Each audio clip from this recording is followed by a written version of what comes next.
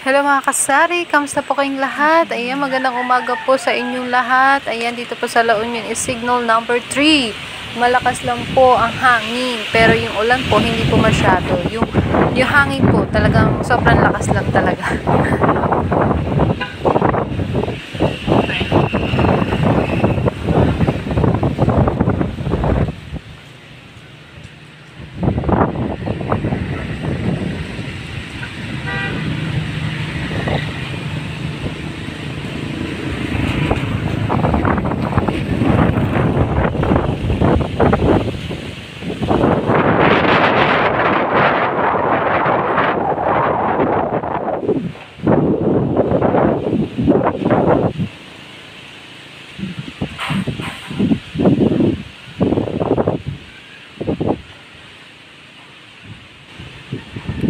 Ay, pasok na po ako sa loob. Baka ako liparin pa ng hangin kasi sobrang lakas lang po talaga ng hangin dito sa area namin. Pero yung ulan, hindi po masyado.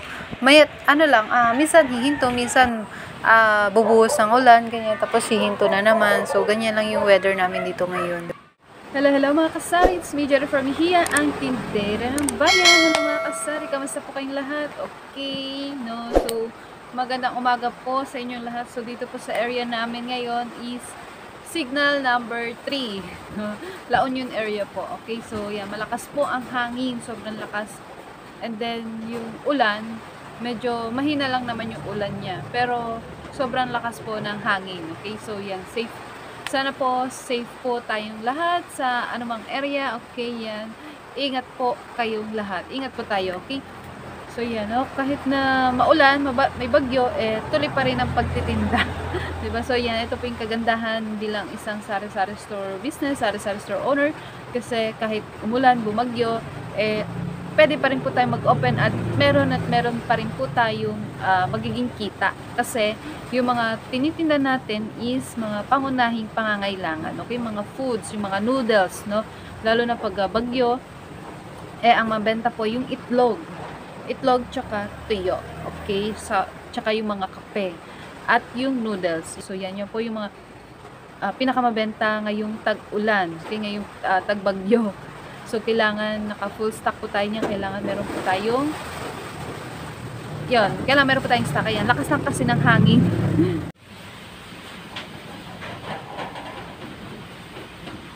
Ayan o, ang lakas ng hangin eh. Kaya medyo nadidistract ako. Kasi ang lakas ng hangin.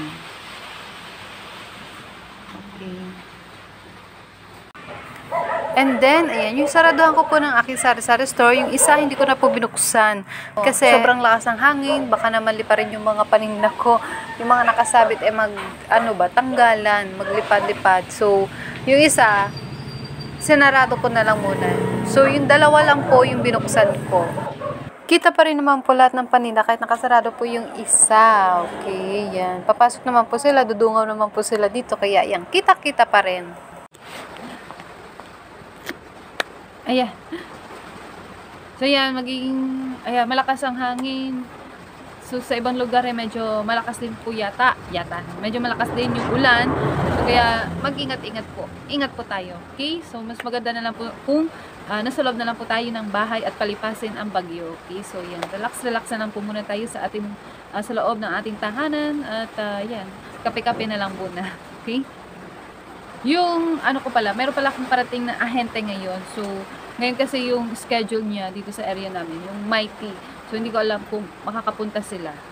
So yeah, kapag ganito pong maulan at may bagyo po sa lugar natin, kapag nabalitaan na po natin na meron na pong bagyo dito sa lugar namin, so kailangan yung pagkain na kailangan natin, kailangan nakapag-stock na po tayo para just in case na ganito na malakas ang hangin, malakas ang ulan, hindi tayo makalabas agad-agad.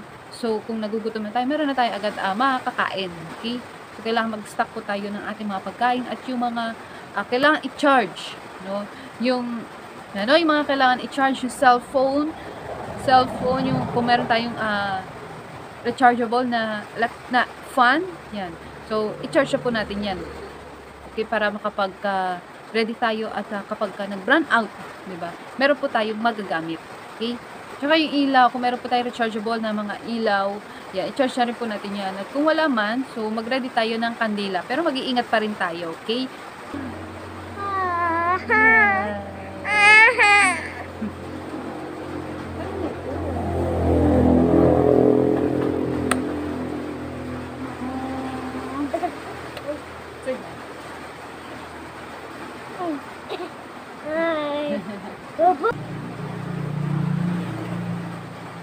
So yan, ingat po tayong lahat. Stay at home na lang po. And chill na lang muna.